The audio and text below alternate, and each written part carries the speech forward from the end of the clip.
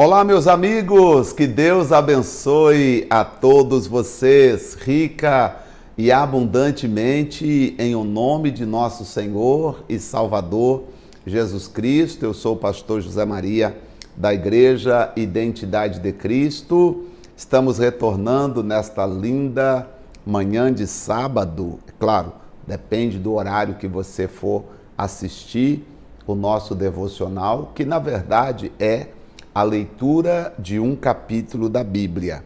Daqui a pouco estaremos no livro de Romanos, Coríntios, Efésios. São capítulos menores. Aí nós temos duas opções. Ou o devocional fica mais curto, ou podemos ler 2 capítulos por devocional. Acho que assim até adianta um pouquinho mais. E quando nós chegarmos em Apocalipse, aí você vai me dizer se prefere mais uma leitura do livro de Novo Testamento, ou se já voltemos e iniciemos lá do Gênesis. É muita coisa pela frente, hein? E eu tenho fé que nós vamos ler a Bíblia toda juntos aqui, explicando com calma, com tranquilidade, para você entender tudo, tá? Por exemplo, ontem foi muito importante a primeira assembleia realizada pelos apóstolos para decidir uma questão muito importante. Os judeus queriam que os gentios guardassem a lei de Moisés. Então eles reuniram para dizer, não tem como guardar toda a lei de Moisés, porque a salvação não depende da lei. Então vamos guardar apenas algumas coisas necessárias. E lá eles falaram sobre as coisas necessárias que deveria guardar. Bem, vimos também que o apóstolo Paulo e Barnabé, no finalzinho do capítulo 15, eles acabaram se separando, ou seja, no sentido, você vai para Chipre, eu vou para onde ele foi, eu vou para Cilícia, e você leva João Marcos, como você desejou levar, e eu vou levar Silas comigo para o trabalho na Cilícia. E vamos ver o que aconteceu através desta primeira aí missão de Paulo e Silas, só que agora Barnabé e João Marcos para uma direção e Paulo e Silas para outra direção. Diz assim: chegou a Derbe e Listra, e eis que estava ali um certo discípulo por nome Timóteo. Interessante, hein? Paulo chegou a Derbe e Listra e encontrou um discípulo chamado Timóteo, que era filho de uma judia e era crente. Ela era crente. E o pai era grego, tá? O pai de Timóteo, do qual dava bom testemunho os irmãos que estavam em Listra e em Icônio. Paulo quis que este fosse com ele e, tomando-o, circuncidou, por causa dos judeus que estavam naqueles lugares, porque todos sabiam que seu pai era grego. Então Paulo foi, circuncidou a Timóteo, e quando ia passando pelas cidades, lhes entregavam para serem observados os decretos que haviam sido estabelecidos pelos apóstolos e os anciãos de Jerusalém, de sorte que as igrejas eram confirmadas na fé e cada dia crescia em número. Vamos ver agora a visão que Paulo teve em Troade. Foi a primeira visão que Paulo teve. E passando pela Frígia e pela província da Galácia, foram impedidos pelo Espírito Santo de anunciar a palavra na Ásia. O Espírito Santo falou: Paulo, para aí, não entra aí, não é para ir para a Ásia agora. E quando chegaram a Mísia, intentavam ir para Betínia, mas o Espírito Santo não lhe permitiu. E tendo passado por Mísia, desceram a Troade. E Paulo teve de noite uma visão em que se apresentou um homem da Macedônia e lhe rogou, dizendo: passa a Macedônia, Paulo, e ajuda-nos. E logo depois desta visão, procuramos partir para a Macedônia, concluindo que o Senhor nos chamava para lhes anunciar o Evangelho. Paulo aqui, ele não faz, né? Olha, Deus me revelou, Deus me mostrou, Não, ele entendeu, olha só, ele concluiu, tá? O versículo aqui diz que ele concluiu que o Senhor estava enviando ele para pregar na Macedônia.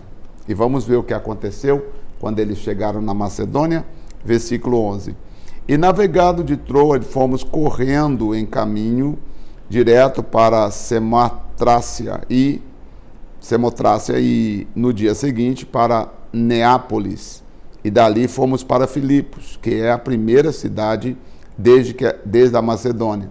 E é uma colônia, e estivemos alguns dias nesta cidade.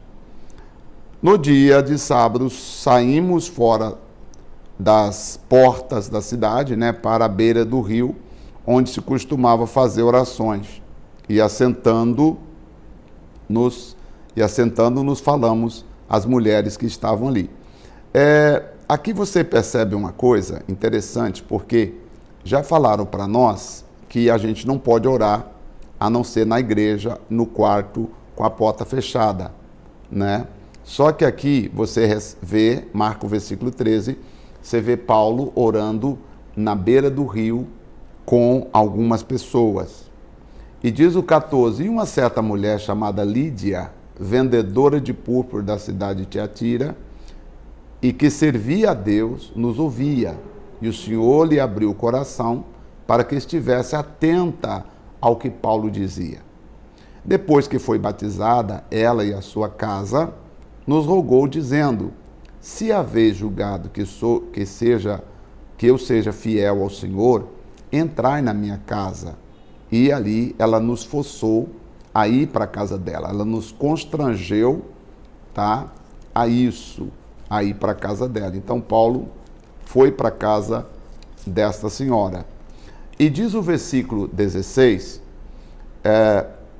e aconteceu que, indo nós à oração, nos saiu ao encontro uma jovem que tinha um espírito de adivinhação, o qual, adivinhando, dava grande lucro aos seus senhores.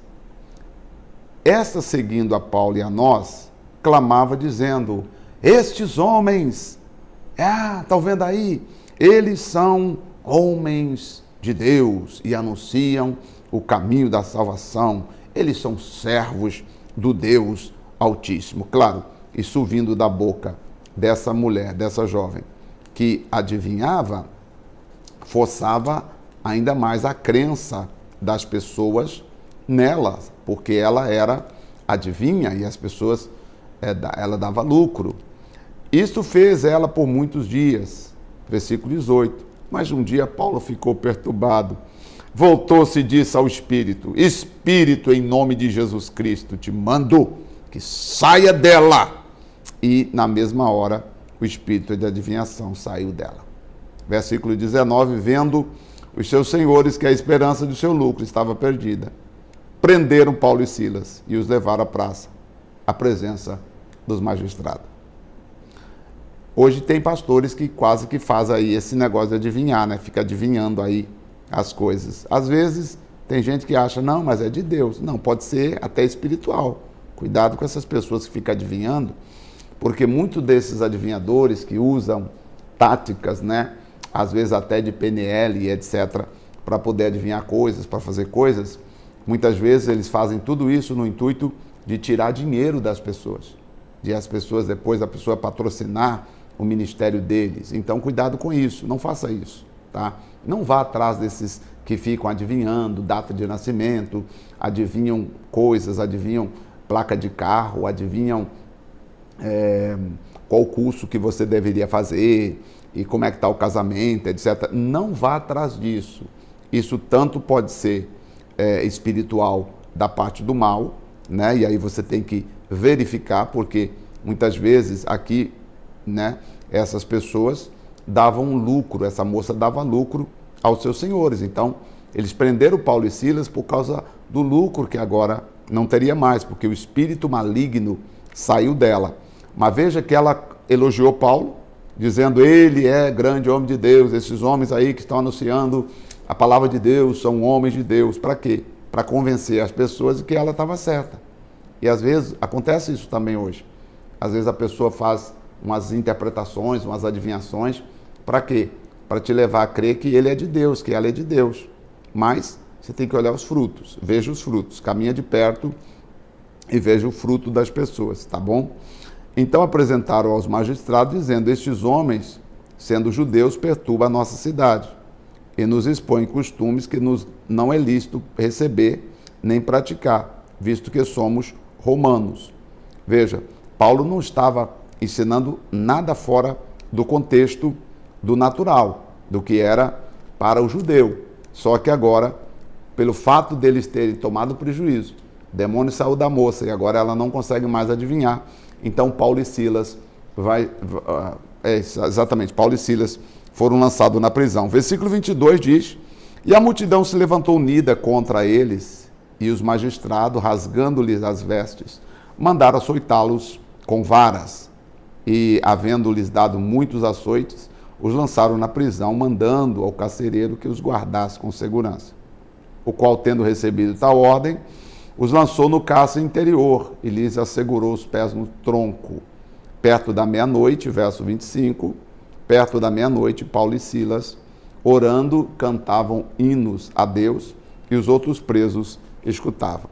Aqui está um segredo muito interessante. Mesmo Paulo e Silas presos, eles entendiam que preso estão o nosso corpo, mas nós podemos aqui na prisão cantar, louvar a Deus. E de repente sobreveio um tão grande terremoto que os alicerces do cárcere se moveram, e logo se abriram todas as portas e foram soltas as prisões de todas as pessoas. 27, acordando o carcereiro e vendo abertas as portas da prisão, tirou a espada e quis matar-se. Contudo, cuidando que os presos haviam fugido. Mas Paulo clamou em alta voz, dizendo: não faça isso, não faça nenhum mal, todos nós estamos aqui. Pedindo luz, saltou dentro e, tendo todo trêmulos, prostrou diante de Paulo e Silas, e tirando-os para fora, disse: senhores, disse o carcereiro, senhores, o que é necessário eu fazer para eu ser salvo? Claro que Paulo deve ter falado para ele um pouco sobre a salvação, né? Diante de tudo que ele havia presenciado, ele queria tirar a própria vida, porque se todos os presos fugissem, a responsabilidade seria dele. Então ele quis se matar. E aí, quando ele ouviu Paulo dizer: não, todos nós estamos aqui, ninguém fugiu, ele ficou impressionado como o poder de Deus havia operado naquela noite. Portanto, ele pergunta a Pedro: o que é que eu faço para ser... Pergunta a Paulo, desculpa. O que é que eu tenho que fazer para ser salvo? Paulo respondeu: crê no Senhor Jesus Cristo. Tá? Você precisa crer no Senhor Jesus Cristo. Dessa forma, ele e sua casa creram no Senhor Jesus Cristo. Vamos ler? Então, ele disse: crê no Senhor Jesus Cristo e serás salvo tu e tua casa. Esse versículo aqui, gente, 31, eu gosto sempre de explicar porque ele tem uma particularidade que algumas igrejas pregam fazendo uma leitura totalmente estranha ao versículo, tá? Porque para você ler o versículo 31, você tem que interpretar o plano da salvação. Se você não entender o plano da salvação, você não vai conseguir interpretar o versículo 31, porque o versículo 31, ele precisa ser interpretado e não apenas lido. Veja, o carcereiro pergunta: o que é que eu tenho que fazer para ser salvo? Você me responde, sem ler o versículo, me responde: para ser salvo tem que fazer o quê? Crer no Senhor Jesus, correto? Se eu te perguntar assim: ô dona fulana, para ser salva, o que a senhora tem que fazer? A senhora vai dizer: eu tenho que crer no Senhor Jesus. Nós já vimos até aqui na Bíblia, chegamos até aqui, vendo Paulo, vendo Pedro, vendo o João, o próprio Jesus falando que a salvação está no nome dele. Então, a pessoa, para ser salva, ela tem que crer em Jesus. Então, o versículo aqui seria lido assim, ó: crê no Senhor Jesus. O que eu tenho que fazer para ser salvo? Crê no Senhor Jesus, né? Crê no Senhor Jesus, tá? E aí, o apóstolo Paulo, que era um grande evangelista, ele disse para aquele cidadão que a salvação não seria somente para ele, seria também para a sua casa, tá? Tanto que ele, na madrugada, leva Paulo para casa. Então, como é que seria a resposta do versículo? O que eu tenho que fazer para ser salvo? Crer no Senhor Jesus. E não é só para você, é para você crer no Senhor Jesus e será salvo. É só você crer no Senhor Jesus que você será salvo. Mas não é só para você, é para a tua casa também, tá? É para a tua casa também. Interessante, né? Quer dizer, confessar Jesus, você é salvo. É o único caminho para você ser salvo. Confessar o Senhor Jesus como teu Salvador, você será salvo. Mas é só para você? Não. É para você e também para a sua casa. E aí, lhe pregaram a palavra do Senhor, versículo 32, e a todos que estavam em sua casa. Então, Paulo foi pregar, explicar para eles o que é ser salvo. E tomando-os ele consigo naquela mesma noite, lavou os vergões e logo foi batizado, ele e todos os seus. E levando-os à sua casa, lhe pôs à mesa e alegrou-se de que com toda a sua casa havia crido em Deus. Sendo já dia, os magistrados mandaram que trouxesse Paulo e Silas, soltar. Só vai lá soltar aqueles homens. Então aqui, a ordem do versículo, né, não altera o contexto, porque, veja, então o que o carcereiro fez? Bom, então vamos lá em casa, né? Chegando em casa, preparou um jantar, chamou as pessoas na madrugada e ouviu o que Paulo tinha a dizer, se converteu, creu, foi batizado, não só ele, como também todos da sua casa. Todos que estavam ali creram e foram batizados, tá? E aí, agora, pela manhã, os magistrados mandam soltar Paulo, mas Paulo lhe replicou. Veja que Paulo foi lá, batizou o carcereiro, né, e volta para a prisão, para ficar lá na prisão, tá? Esperando a ordem da soltura. E então, quando chegaram para soltar Paulo, Paulo disse: açoitaram-nos publicamente, sem sermos condenados, sendo homens romanos, nós somos romanos, nos lançaram na prisão e agora encobertamente nos lançam fora. Não será assim, mas venha eles mesmos e tirem-nos da prisão. Sabia que Paulo era advogado? Paulo era advogado, inclusive um advogado muito bem sucedido e falava vários idiomas, tá? E vindo eles, lhe dirigia súplica, e tirando-os para fora, lhes pediram que saísse da cidade. E saindo da prisão, entraram em casa de Lídia, e vendo os irmãos, os confortaram e depois partiram. Então esse versículo, esse capítulo de número 16, nos tira a dúvida, tá? Porque pensamos que se eu crer em Jesus, eu tenho a obrigação de salvar a minha família. Não é isso que a Bíblia está dizendo. A Bíblia está dizendo que o plano da salvação é crer no Senhor Jesus e serás salvo, tá? Crer no Senhor Jesus e serás salvo. Agora, é só para você? Não. Sua família também. Se você nos levar lá, te explica o plano da salvação para sua família. E foi o que ele fez e levou Paulo para lá, né? Esse versículo 31 não é uma promessa como alguém faz dele uma promessa. Não, porque está escrito, se crer no Senhor Jesus, será salvo tu e tua casa. Não, não é assim. Ah, está escrito, se crer no Senhor Jesus, será salvo tu e tua casa. Não. O fato de eu crer em Jesus não significa que eu tenho obrigação de salvar a minha casa. Eu creio em Jesus. Agora, o que eu tenho que fazer para ajudar a minha casa a ser salva? Vai depender do meu testemunho, vai depender de como eu prego para a minha família, vai depender do quanto amor eu exerço na minha família, tá? Então, sendo salvo, você precisa demonstrar o amor de Cristo para a sua família, para você ajudar a sua família a ser salva. Ter comunhão com a sua família, procurar abraçar a sua família e não rejeitar, jogar os pés e tratar mal a sua família, tá bom? Vamos então fazer a nossa oração e amanhã já iremos ao capítulo número 17. Senhor nosso Deus e nosso querido Pai, muito obrigado por cada dia lermos a Escritura Sagrada, compreendermos a palavra do Senhor. Cada dia ela traz revelação nova para nós, cada dia ela nos ensina coisas maravilhosas e nós, com muito amor e carinho, prosseguimos com fé, com amor e com devoção, levando adiante tudo aquilo que o Senhor tem colocado em nossos corações. Te louvo, te agradeço, te exalto, te bendigo o nome, porque Tu és o Rei dos Reis e Senhor dos Senhores. Muito obrigado, ó Pai, muito obrigado, ó amado Salvador. Muito obrigado, e eu peço, abraça cada um com Teu poder. Cuida de cada um de nós com a Sua graça. No nome do Pai, do Filho e também do Senhor Espírito Santo. Amém?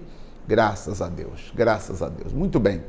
Eu agradeço mais uma vez, terminamos aqui nosso devocional. Amanhã vamos para o capítulo 17 de Atos e tem muitas coisas já acontecendo.